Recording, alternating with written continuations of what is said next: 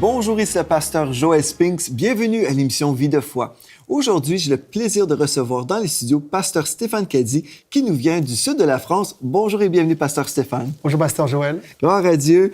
Aujourd'hui, on va parler des 7 paroles de Jésus sur la croix. Tout à fait. Ça va vraiment être intéressant, je crois, parce que peut-être plusieurs personnes à la maison n'ont jamais fait cette étude. Donc, on fait une étude dans les nations. Je vais vous inviter à la maison, sortez vos Bibles. Vous pouvez aller chercher votre crayon jaune ou comme vous voulez. Et puis, on va marquer nos Bibles. On va voir ce que Dieu veut nous révéler aujourd'hui par le pasteur Stéphane. Oui, pasteur Joël. Je crois que c'est important de dire que Jésus a dit 7 paroles à la croix, hein, et que devant la mort, souvent, ce qui sort du cœur de l'homme, c'est la vérité. C'est vrai. Il n'y a pas d'artifice. Hein. Par exemple, j'ai pris quelques références. Le président Hugo Chavez du Venezuela dira « Je ne veux pas mourir, s'il vous plaît, ne me laissez pas mourir. » Voyez. Le cardinal aussi Mazarin dira « Mon âme, qu'adviendra-t-il de toi après la mort ?» Et je crois que Jésus est face à la mort, et ce qui va sortir de son cœur, c'est vraiment la pensée de son cœur. C'est vrai. Il n'y a pas d'artifice. C'est une étude bénie. Des fois, on a, pas le plaisir, mais la grâce d'être avec des gens juste avant de mourir, quand on est pasteur, n'est-ce pas? Des fois, on a des opportunités comme ça. On les accompagne. Et mes parents, qui étaient dans le ministère, ont eu l'opportunité d'être là lorsque un de mes oncles est décédé, juste avant de mourir. C'est un homme qui aimait le Seigneur toute sa vie.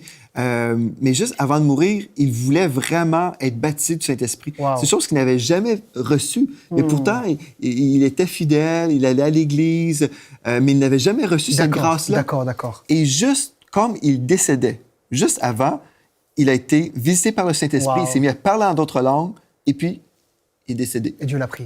Super. À ce moment-là, c'est une belle mort, ça, n'est-ce pas? Ah, c'est clair. Donc, ça, c'est le meilleur témoignage. En parlant d'autres langues, on sait qu'on dit des paroles parfaites. Amen. Et Jésus, certainement, disait des paroles parfaites aussi. Tout à fait. Mais on peut découvrir des choses, plein de choses qu'on va voir ensemble aujourd'hui, qui révèlent le cœur de Jésus et qui nous révèlent des choses pour notre vie également. Bien sûr. La première parole qu'il dira, par exemple, c'est dans Luc 23, verset 24. Père, pardonne-leur, car ils ne savent pas ce qu'ils font. Et on a parlé, il y a pasteur Joël, des souffrances physiques et spirituelles de Jésus. Et on aurait pu penser qu'au moment où il souffre, où il porte le péché sur lui, il aurait pu maudire ceux qu'il persécute. Mais au moment où il est appelé peut-être à maudire, humainement parlant, il bénit, il pardonne, il libère le pardon. C'est vrai. Et je crois que c'est important de dire que Jésus a enseigné le pardon dans le Notre Père, Matthieu 6, verset 12. Père, pardonne-nous nos offenses comme nous aussi, nous pardonnons à ceux qui nous ont offensés. Et la puissance d'un bon enseignant, c'est quand il met en pratique ce qu'il prêche. Oui, c'est vrai. Donc Jésus a prêché le pardon, il a enseigné le pardon, mais il a vécu le pardon sur la croix. Il était notre modèle même sur la croix, là. Tout à fait. Et il dira également au verset 14 de Matthieu 6, après le Notre Père, « Si vous pardonnez aux hommes leurs offenses, votre Père Céleste vous pardonnera aussi, mais si vous ne pardonnez pas aux hommes leurs offenses, votre Père Céleste ne vous pardonnera pas non plus vos offenses. » D'où l'importance de suivre l'exemple de Jésus à la croix et de rentrer dans un esprit de pardon. Oui. Et le pardon, des fois, les gens ont du mal à comprendre ce qu'est vraiment le pardon selon Dieu. On a fait toute une série, le pasteur Donato et moi, on a fait une série, Les griffes de l'offense. Si vous êtes dans le non-pardon, je veux vraiment vous encourager, visitez le site web enseignement.com pour écouter 5 émissions sur le sujet, les griffes de l'offense. Si nous sommes dans l'offense, dans le non-pardon, on se maudit nous-mêmes, on empoisonne notre vie finalement. Tout à fait. Mais Dieu nous appelle à relâcher les gens qui nous ont blessés.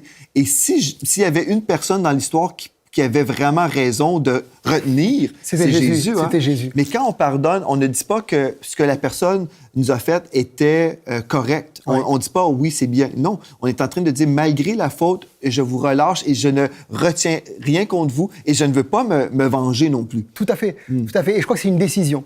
C'est pas un sentiment, parce que notre âme qui a été blessée, en effet, esprit, âme et corps, elle n'a pas envie de pardonner. Non. Et le sentiment, c'est le senti qui ment toujours. Il n'a pas envie d'obéir à Dieu. C'est vrai. Mais c'est une décision qu'on prend. Je décide d'obéir comment? En regardant à l'œuvre de Jésus à la croix. Et en regardant la croix, on y revient, comme le gâteau au chocolat, on trouve la force de pardonner. C'est ça.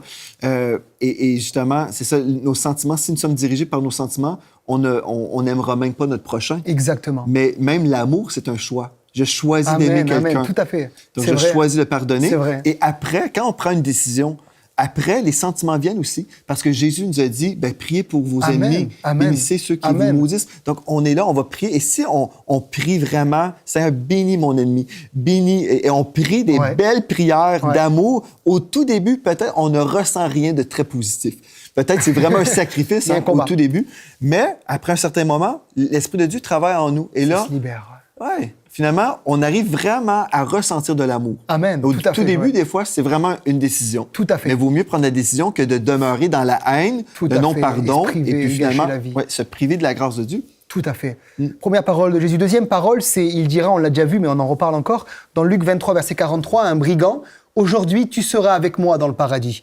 Et je crois qu'on le répète encore une fois, qu'il n'a rien mérité. C'est un brigand, il n'a rien fait de spécial, il n'a pas jeûné, il n'a pas prié, mais il a juste reconnu son péché. Pour nous, c'est justice, parce que nous recevons ce qu'ont mérité nos crimes, mais celui-ci n'a rien fait de mal. Et j'aimerais dire, Joël, que c'est le premier qui a reconnu Jésus comme un roi. Puisqu'il dira « Souviens-toi de moi quand tu viendras dans ton règne ». Peu ont reconnu l'œuvre de Jésus à la croix comme étant celui qui était le Messie. Mais lui, il l'a reconnu. C'est ça. Et si on reconnaît Jésus comme roi, comme étant l'envoyé de Dieu, si on se repent comme il s'est repenti, pour nous, il y a aussi une place dans le paradis. Et Jésus est le seul qui nous a donné l'assurance de la vie éternelle. Mahomet l'a pas fait. Lorsqu'on posait la question à Mahomet, est-ce que tu seras sauvé? Il dira, on verra au jugement dernier. Bouddha dira, j'ai pas trouvé. Mais Jésus dira à un homme, pécheur sur la croix, aujourd'hui tu seras avec moi dans le paradis. C'est une espérance éternelle. C'est ça, absolument.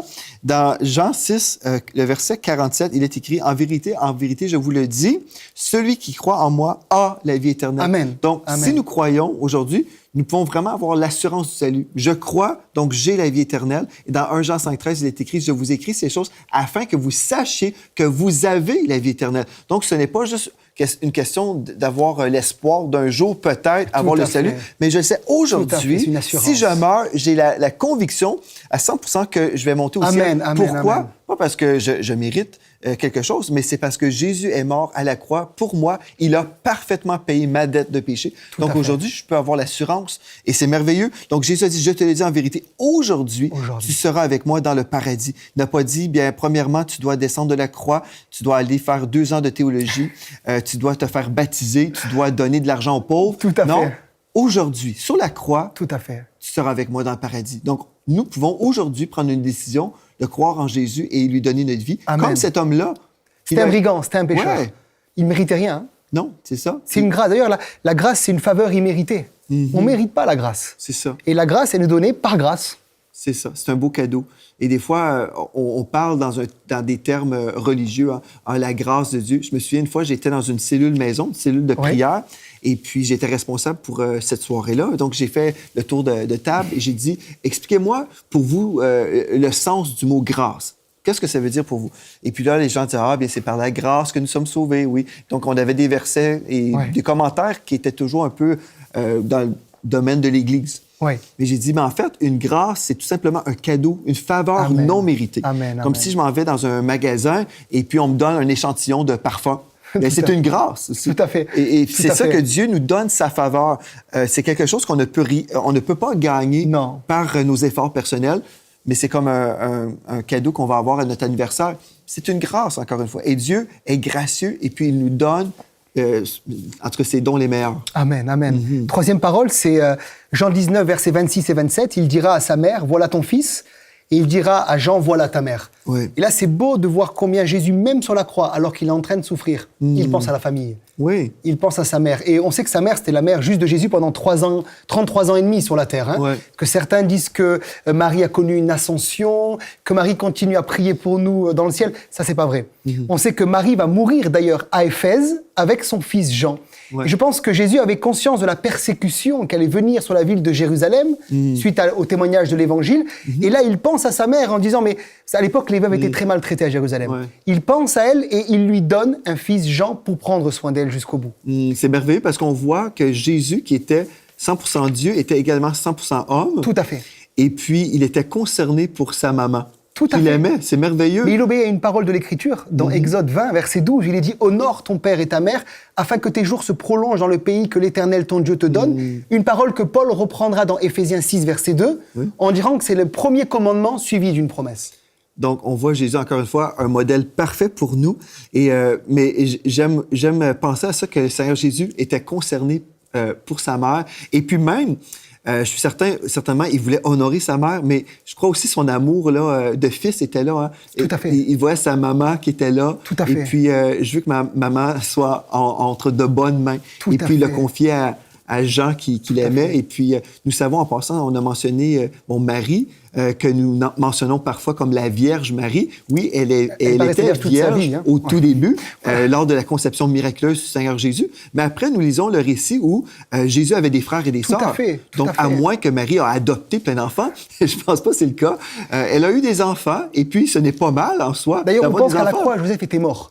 Donc, c'est aussi une des raisons pour laquelle Jésus permet à Jean de prendre Marie comme mère pour s'occuper d'elle. Ben oui, sinon, je pense pas que ça aurait été le cas. Ça aurait été difficile. Oui, c'est ça. Mais c'est merveilleux. Donc, nous savons que Jésus a honoré sa mère, même sur la croix, et puis il s'oubliait encore. Bon, il s'oubliait. On sait certainement, il s'oubliait pour nous tous. Il pensait à nous tous. Il avait en tête, ou il avait la vision de moi, de toi, de chaque personne. Je pense à ça, Joël, les gens souffrent, et lorsqu'ils souffrent, on a tendance à être égocentrique. Oui. On regarde notre nombril, notre souffrance. Mais ça, c'est un exemple que même dans la souffrance, on est appelé à servir et à bénir les autres. Oui. Et ça, c'est vraiment un exemple de maturité spirituelle. Parce qu'on arrive à souffrir et au lieu de penser à nous, c'est prier pour les autres, bénir les autres. Et quelle souffrance Jésus avait, physique, spirituelle, on en a déjà parlé, mais c'est énorme. Oui, vraiment, c'est magnifique. C'est la pire souffrance qu'on peut vivre. Et pourtant, il était là sur la croix, il pensait à sa mère, et puis il a pris soin de sa mère. Et donc, même à la croix, nous voyons, il y a une provision pour nous, les enfants de Dieu. Amen, tout à fait. Tout à fait. Quatrième parole, on l'a déjà mentionné aussi, c'est Marc 15, verset 34. « Mon Dieu, pourquoi m'as-tu abandonné ?» Et on sait que c'est une parole que Jésus va prophétiser d'une manière, ou va proclamer d'une manière prophétique, puisque dans le psaume 22, verset 2, David, dans un psaume messianique, dira « Mon Dieu, pourquoi m'as-tu abandonné et t'éloignes-tu sans me secourir et écouter mes plaintes ?»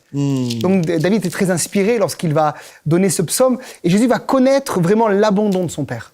C'est au moment où Jésus porte le péché, la malédiction, la mort sur lui, on sait que Dieu qui est saint détourne son regard. Et j'ai envie de dire à tous ceux qui nous regardent, Jésus a été abandonné pour que nous ne soyons plus jamais abandonnés. N'est-ce pas merveilleux? C'est merveilleux. Certains me disent, pasteur, mais Dieu m'a abandonné. Non, des fois, c'est nous qui l'abandonnons. Mais lui, jamais il ne nous abandonne. C'est vrai. Si mon père, ma mère m'abandonnent, l'Éternel me recueillera. Il est toujours présent. Oui, toujours là, dans nos besoins. Gloire à Dieu. Mon Dieu, pourquoi m'as-tu abandonné? J'écoutais justement récemment une prédication et le pasteur disait, en citant ce verset, on pourrait même voir peut-être que Jésus disait, mais pourquoi ne viens-tu pas me délivrer de cette situation-là? Pourquoi tu m'as abandonné? Parce que souvent, quand on souffre, on se sent abandonné de Dieu, n'est-ce pas? Mais nous savons que Dieu ne nous abandonnera jamais. Parce que si nous tournons nos regards vers le Seigneur, même malgré les épreuves, la Bible nous dit nous sommes rayonnants de joie. Donc, peu importe ce que vous vivez en ce moment, peut-être que vous avez un sentiment d'être abandonné de Dieu parce que vous dites, bien, je vis telle ou telle chose ou je suis dans telle épreuve. Et des fois, on s'imagine que si nous vivons une épreuve, on s'imagine, bien, c'est forcément parce que Dieu m'a abandonné ou j'ai commis un péché, j'ai fait ceci ou cela et Dieu me punit. Non, Dieu ne veut pas que vous vous sentiez comme abandonné, mais il est présent. Mais peut-être vous, comme le pasteur Stéphane a mentionné, peut-être vous abandonnez Dieu. Peut-être ce n'est pas comme vous avez renié votre foi, mais peut-être vous avez abandonné votre temps de prière avec le Seigneur. Peut-être vous êtes en train de vous éloigner tout simplement. Et l'Esprit de Dieu en ce moment vous dit, malgré vos épreuves, revenez au Seigneur pleinement. Et oui, déchargez-vous sur lui de tous vos soucis parce que lui-même prend soin de vous. Il veut intervenir dans votre vie, mais des fois, quand on a des problèmes, des fois, quand on souffre, il y a deux réactions. Il y a des gens qui vont dire, bien, Dieu permet telle chose, donc moi, je veux rien savoir de Dieu et puis je vais m'organiser avec mes flûtes toute seule. Tout à fait, oui. Et il y a d'autres personnes qui ont le réflexe, ils vont dire, bien, moi, je vais m'approcher de Dieu parce que j'ai besoin de son intervention. Et si vous avez le mauvais réflexe et vous vous éloignez de Dieu, en ce moment, l'Esprit de Dieu vous appelle à revenir vers le Seigneur. Il veut intervenir dans votre vie. Et des fois, l'intervention, ce n'est pas aussi rapide qu'on souhaiterait. Des fois, on aimerait ça immédiatement que Dieu intervienne, mais parfois, il y a des moments d'attente. Et la Bible nous dit, nous avons besoin de la foi et la patience pour hériter des promesses de Dieu. Donc, soyez dans la foi et soyez patients. Et dans votre patience, bien, vous pouvez louer le Seigneur pour la percée, n'est-ce pas? Tout à fait. Et dire, Seigneur, je te loue. Je ne comprends pas toutes choses en ce moment. Mais vous savez, si vous priez en esprit, la Bible nous dit que toutes choses vont concourir à notre bien, selon Romains chapitre 8, verset 28. Donc, on va prier en esprit et l'Esprit de Dieu va transformer les choses négatives que Satan envoie dans notre vie pour nous détruire. Mais Dieu va transformer ces choses-là à notre bien et on va se réjouir par la suite. Donc, gloire à Dieu. Donc, mon Dieu, pourquoi m'as-tu abandonné? Bien, nous savons aujourd'hui que c'est notre provision aujourd'hui de la présence de Dieu. Amen, tout à fait. La cinquième parole, c'est Jean 19, verset 28, c'est « J'ai soif ». Tu disais tout à l'heure, Joël, très justement, que Jésus était pleinement homme et pleinement Dieu. Et dans les évangiles, on voit Jésus qui est fatigué, on voit Jésus qui a faim, et on voit à la croix que Jésus a eu soif. Il était pleinement homme, pleinement Dieu. Et là encore, c'est merveilleux de voir que c'est l'accomplissement d'un psaume. Le psaume 69, verset 22, où il est dit qu'il met du fiel dans ma nourriture, et pour apaiser ma soif, il m'abreuve de vinaigre. Et c'est exactement ce que les soldats romains vont faire. Ils vont prendre une éponge, mettre du vinaigre, et donner à boire à Jésus. Et j'aimerais dire que là, pour nous, c'est toute une image prophétique aussi pour dire que nous pouvons aujourd'hui, à travers l'œuvre de la croix, être totalement et complètement désaltérés par le Seigneur. Jésus a eu soif pour que nous n'ayons plus jamais soif. Et c'est ce qu'il dira à cette femme samaritaine, au puits de Sichar. Il lui dira que celui qui boira de l'eau que je lui donnerai n'aura jamais soif, et l'eau que je lui donnerai deviendra en lui une source d'eau qui jaillira jusque dans la vie éternelle. Cette parole, il la dira aussi dans Jean 7, lors de la fête des tabernacles, il dira « Celui qui croit en moi, des fleuves d'eau vive jailliront de son sein, comme dit l'Écriture. » Nous pouvons être désaltérés. Et beaucoup de gens, malgré ce que Jésus a subi, cette soif, continuent à avoir soif. Il faut avoir soif toute sa vie, de plus. Mais il y a quand même un moment où l'Esprit de Dieu nous désaltère. Mais je pense aussi des fois qu'on comprend ce texte-là, on peut dire « Mais je devrais avoir soif de Dieu. En même temps, Dieu me dit que je n'aurai plus jamais soif. » Mais quelle est la vérité? En fait, on n'aura jamais soif pour une autre eau. Exactement. Amen. On n'aura jamais soif. On ne cherchera plus jamais à dire, bien, j'ai essayé Jésus, puis finalement... non, si nous avons donné notre vie au Seigneur Jésus, comment dire, on n'est pas là en train d'essayer quelque chose. Non, nous avons donné notre vie au Seigneur Jésus. Une fois que nous avons goûté à cette eau vive, nous sommes rassasiés, nous sommes désaltérés, mais nous voulons toujours plus de cette eau que Dieu nous donne. Parce que nous aimons cette eau. Mais ce n'est pas par une soif, parce qu'on dit, mais non, finalement, elle ne me bénit pas, et puis je suis à la recherche de d'autres choses, je vais essayer d'autres religions, des choses comme ça. Non.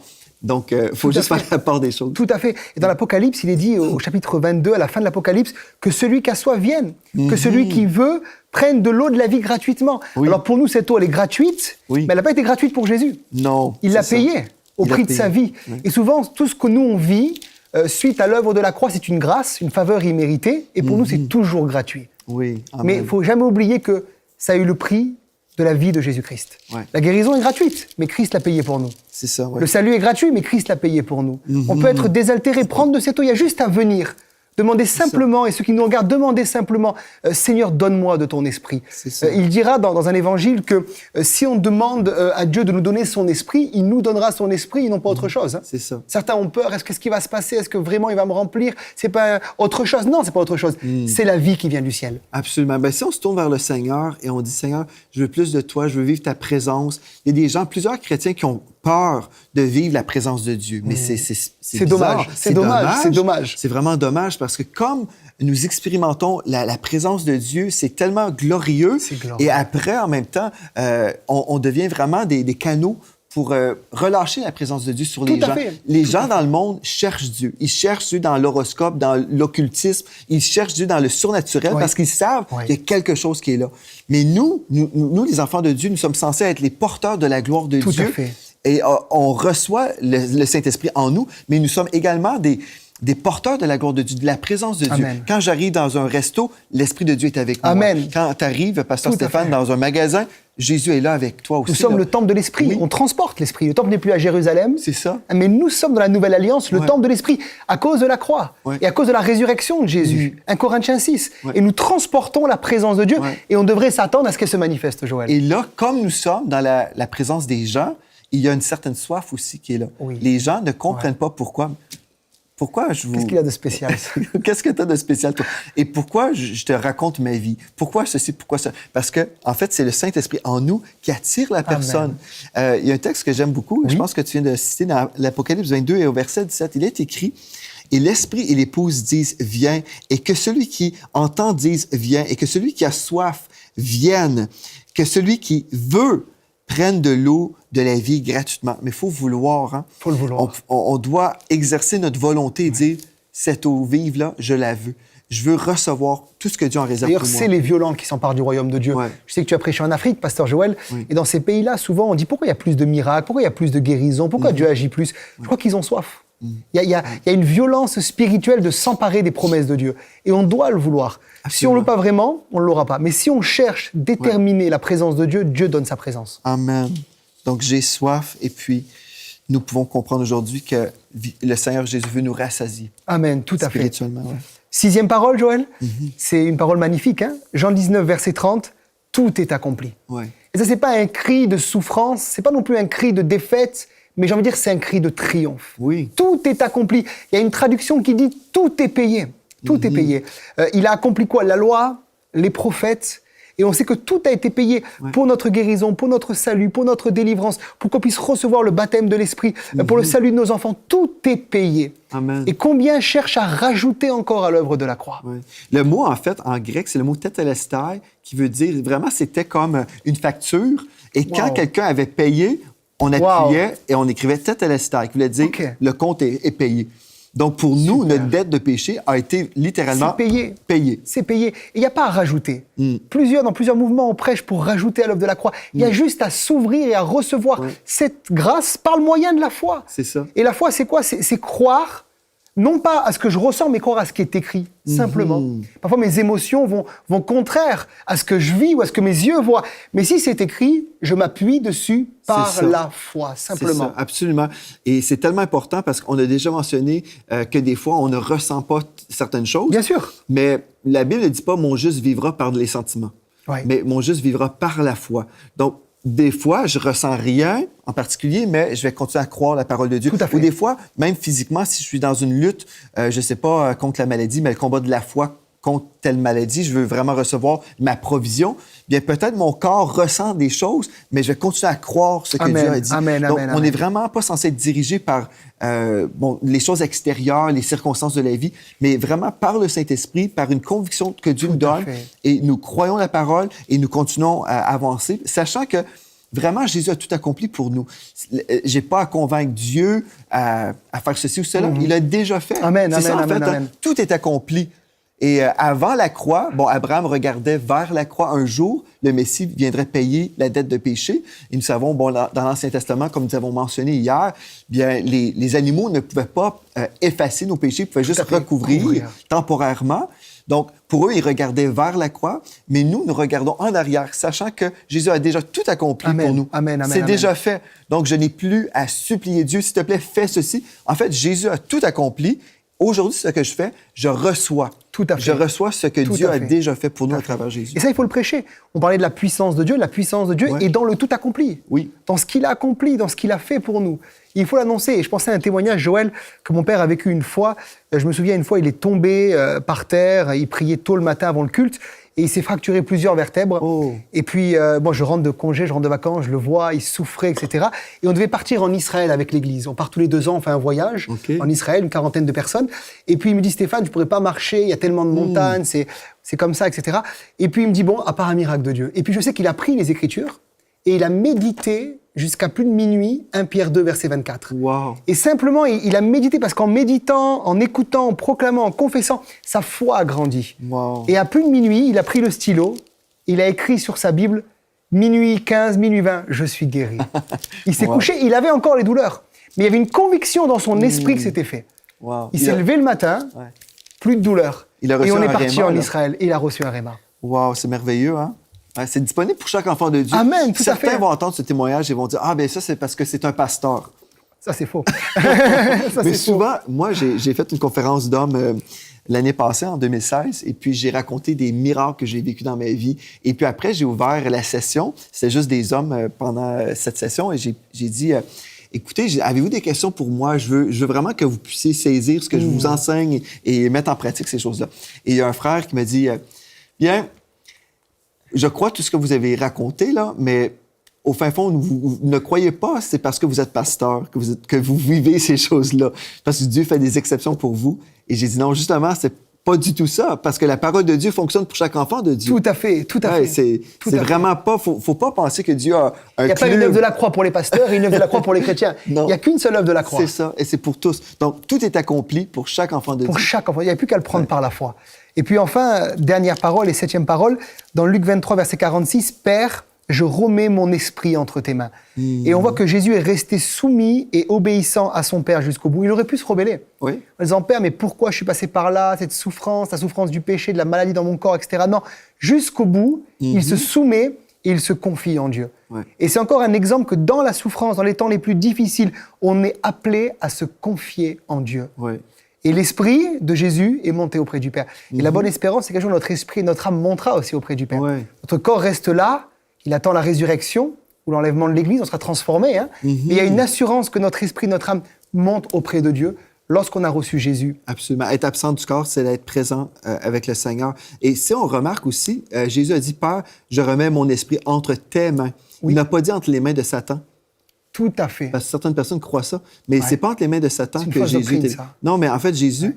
le texte dit, Père, je remets mon esprit entre tes mains. Amen. Et puis nous savons, entre les mains de Dieu, nous sommes entre de très bonnes mains. Exactement, exactement. Amen. Et si vous n'avez jamais donné votre vie au Seigneur Jésus, bien aujourd'hui, le Seigneur est là, il veut vous accueillir dans sa famille. Nous avons déjà vu cette parole de Jésus sur la croix. On peut dire, waouh, c'est merveilleux, nous découvrons plein de choses. Hein? Le Seigneur se révèle à nous et on voit, il y a tellement une grande provision de bénédiction en Christ. Mais si on n'a pas donné notre vie au Seigneur, bien nous sommes encore à l'extérieur et on va voir d'autres personnes bénies. Ça reste stérile. Et on peut dire, bien certaines personnes ont l'assurance d'aller au ciel, comme on a mentionné. Nous pouvons le savoir aujourd'hui que nous montons au ciel. Mais si aujourd'hui vous êtes incertain, vous dites, moi, si je meurs, je ne suis pas vraiment certain d'aller au ciel, vous pouvez être certain dès aujourd'hui. Vous avez simplement besoin de donner votre vie au Seigneur et réaliser que vous avez besoin d'être pardonné de tous vos péchés. Vous savez, vous n'avez rien à faire sauf dire oui. En fait, c'est ça. Hein? Pour nous, c'est très facile de donner notre vie au Seigneur. On dit, Seigneur, je te donne ma vie. Oui, je reçois le pardon de mes péchés. Mais Jésus a payé un très grand prix. Il ne faut pas mépriser l'œuvre de la croix. Il a tellement souffert pour nous tous. Et aujourd'hui, si vous êtes là à la maison, vous vous dites, j'aimerais ça vraiment donner ma vie au Seigneur. J'aimerais ça avoir l'assurance du salut, être certain que si je meurs dans 2 minutes, je vais passer l'éternité avec Dieu. Et vous avez simplement besoin de lui dire, Seigneur Jésus, je te donne ma vie. Amen. Je te donne ma vie, je veux me détourner de mes mauvaises voies. En fait, ça, c'est de se repentir. Je me détourne de mes mauvaises voies et aujourd'hui, je prends la décision, je vais marcher avec toi tous les jours de ma vie. Et si vous dites oui à Jésus en ce moment, j'aimerais ça, écrivez-moi et dites-moi, je donne ma vie à Jésus dès aujourd'hui. Et priez aussi, dites-le de votre cœur, dites-le au Seigneur, tout ce que vous voulez, mais engagez-vous envers Dieu et ensuite écrivez-moi à videfoi@enseigne-moi.com, videfoi@enseigne-moi.com. On va se réjouir avec vous et on va vous aider à vraiment établir une vie chrétienne victorieuse avec le cours qu'on veut vous offrir, le disciple victorieux. Donc, gloire à Dieu pour ça. Merci, pasteur Stéphane, d'avoir été là aujourd'hui. On va poursuivre demain encore en parlant de la croix. Tellement de choses glorieuses qu'on va voir ensemble. Et puis, on veut vous remercier également à la maison d'avoir été là. D'ici à demain, soyez richement bénis.